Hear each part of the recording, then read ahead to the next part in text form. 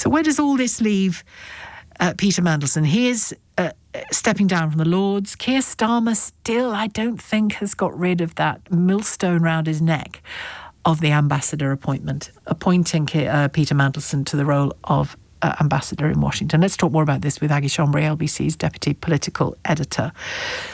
This has been a dizzying afternoon, Aggie. It's been absolutely extraordinary. And I think every event has sort of seemed more transformative than the last event. And I'm talking mostly about those emails, some of which you were just referencing there. But in the last few minutes, if you have said, Lord Mandelson has said, well, via the Lord Speaker, that he will formally retire from the House of Lords on February the 4th. We can just hear Lord Speaker, Lord Forsyth, announcing that.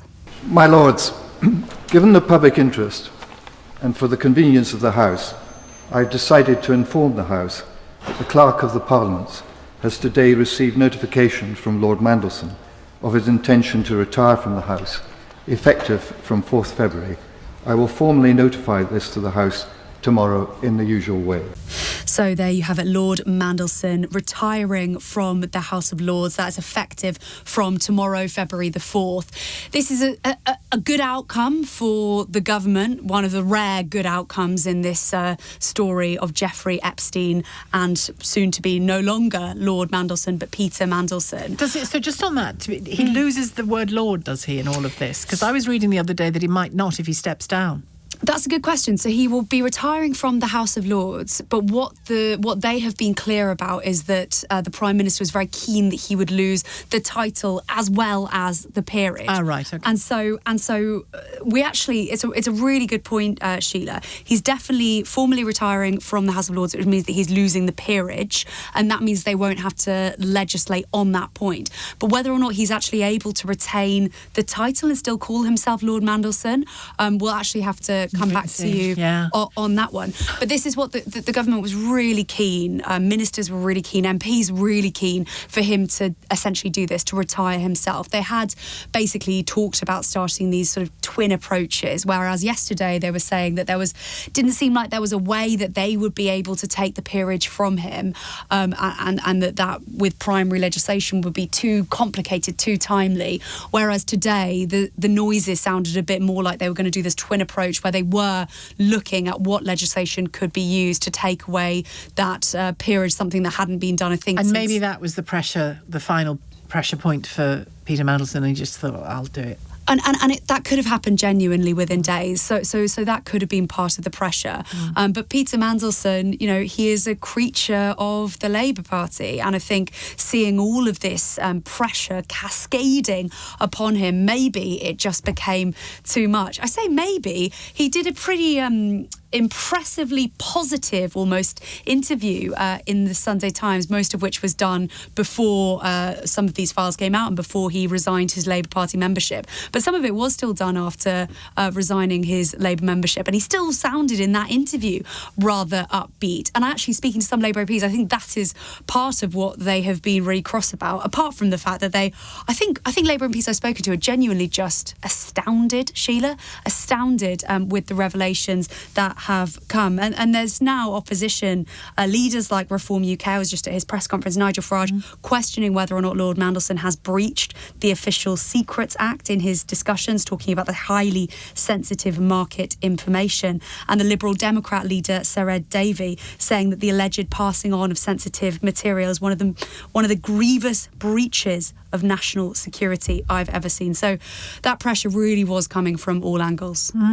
And let's talk about Keir Starmer and Peter Mandelson and that connection, because God, he'll be ruining the day he ever gave him that job, won't he, in Washington? But he did. And what do we know about why he did? It's a really good question. And I think it is worth saying, Sheila, as well, absolutely he will be ruining the day. So will those around him too. And you have Labour MPs like Clive Efford actually saying to our colleague Andrew Marr yesterday, who was responsible for suggesting that? Who was responsible around you for advising that? So Labour MPs are really concerned about that appointment. But I think it is worth saying, because this point has been made to me, that this is so much bigger than that now. That is an element of it. But, this alleged leaking of secrets from inside government, dating back to his time as business secretary and effective deputy prime minister.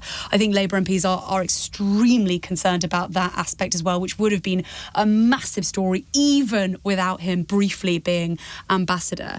But in terms of what happened there, well, the reporting around it suggests that there were people who really were pushing for Peter Mandelson to become the ambassador, like, for example, his chief of staff, Morgan McSweeney, who we know that they have a friendship, to the point that actually Peter Mandelson went to Morgan McSweeney's wife's fundraiser when she was a Labour MP. It was a joint fundraiser with a different Labour MP as well, and Peter Mandelson turned up, and the other Labour MP thought that was probably because they'd just been together, but then he was there, so he made a speech. But I tell that story because it points to the closeness of this relationship, and I think that is part of the story of why he was appointed ambassador. Is it possible that Keir Starmer will also rue the day he got so closely into bed, politically speaking, with Morgan McSweeney?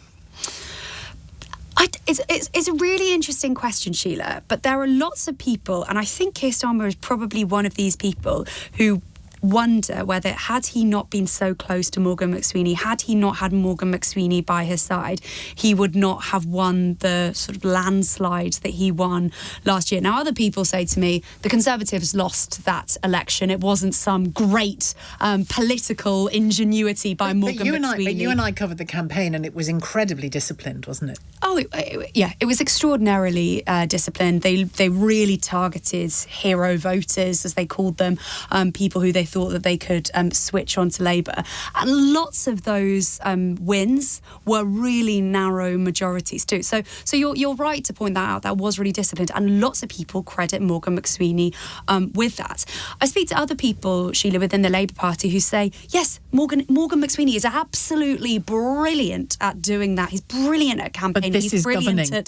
At NEC. But this is governing. And of course he was not the chief of staff when Sir Keir Starmer entered number 10. He was then in a sort of have a look at the next election, see how we can win that. But then, that's right, of course, Sue Gray happened. She lost her job, and Morgan McSweeney was then put into that job. But I think there are lots and lots of questions, once again, about whether Morgan McSweeney can survive. But as one senior Labour MP said to me earlier, well, if Morgan McSweeney goes, Keir Starmer goes. And I think there is that argument being made that if Morgan McSweeney went over... That inevitable? As in, I don't mean is it inevitable that either will go, but if one goes, the other will. That is what a lot of people think, yeah. Because Morgan McSweeney advises Keir Starmer so closely, and they have this very close political relationship, and it's felt that Morgan McSweeney got Keir Starmer this far by some people, that if Morgan McSweeney goes, then Sir Keir Starmer would more easily face a challenge, and perhaps more easily succumb to a challenge too.